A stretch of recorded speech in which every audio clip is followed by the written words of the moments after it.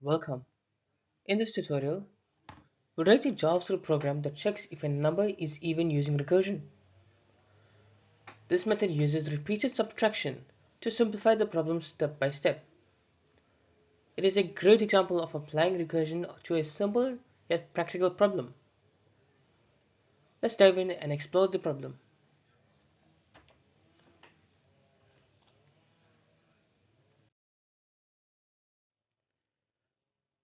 We want to determine whether a given number is even by repeatedly subtracting 2. We handle negative numbers by converting them to positive using math abs. Our base cases are when the number reaches 0, even, or 1, odd. Let's walk through the JavaScript code that makes this happen.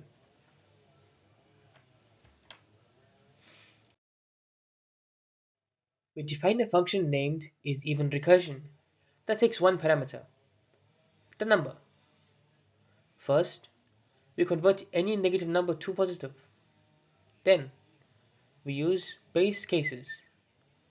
If the number is 0, we return true. If 1, we return it false. Otherwise, we subtract 2 and call the function again.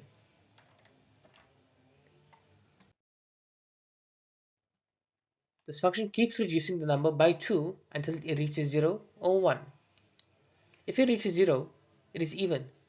If it reaches 1, it is odd. The recursive calls continue until we hit a base case.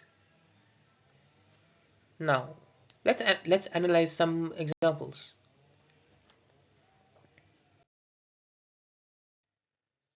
With 234, we subtract 2 repeatedly until we hit 0, so it is even. For negative 45, we first convert it to 45, then subtract it down to 1, so it is odd. The same applies to 65, which also ends at 1. This simple approach handles both positive and negative numbers.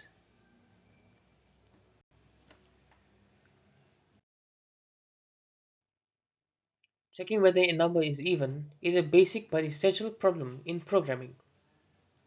This recursive approach is great for understanding the structure of recursive calls. It also shows up in interviews and coding exercises. Let's wrap up with a quick summary.